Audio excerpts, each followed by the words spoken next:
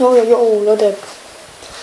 Es kam schon seit langer Zeit kein Video mehr. Das war so das letzte Video im Sommer oder so. Keine Ahnung. Und naja. Heute komme ich mal mit einem neuen Fußballtrick. Den hat noch niemand gesehen oder erfunden oder. Ja, bis jetzt kam noch kein einziges Video auf YouTube, wo dieser Trick gefunden wurde. Ihr könnt ja auch gerne mal in die Kommentare schreiben, wie der Trick heißen soll oder wie der Trick heißt, wenn es ihn schon gibt. Und naja, das werde ich euch jetzt theoretisch zeigen. Ihr seht hier einen Strandball. Ja, das bin ich. Ja, und der Trick geht halt so.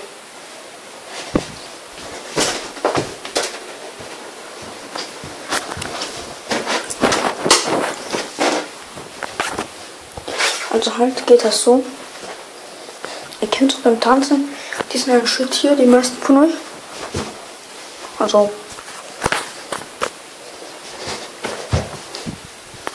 kann ich das zeigen soll an.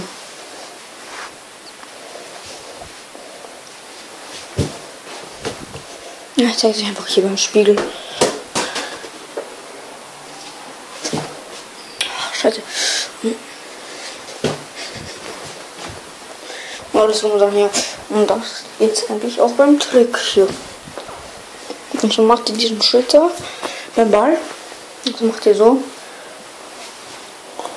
Dann geht, also wenn ihr Rechtsfüßler seid, beginnt ihr mit dem rechten Fuß. Zack, zack, zack. Also ihr macht das. Dann geht ihr mit dem rechten Fuß rüber. Geht mit dem linken Fuß hier hin und der rechten Fuß von hinten und schießt dann so.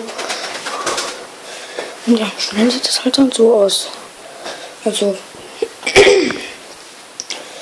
wo kann ich jetzt das hin so richtig gut positionieren? Scheiße, weiter.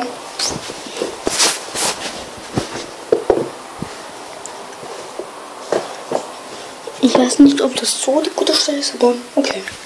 Probieren wir es mal. Ich schaue jetzt, ob ihr mich sehen könnt. Ja,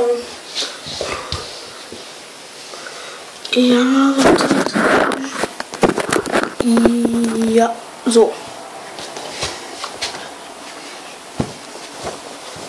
Ja, sieht nämlich halt so ganz. So. Ich mache jetzt halt diesen Trick hier.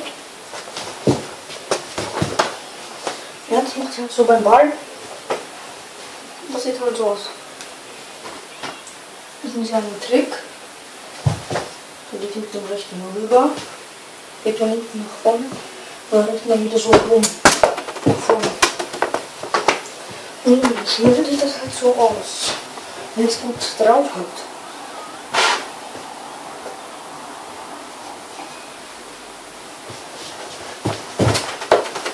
Und dann. Also ihr seht halt.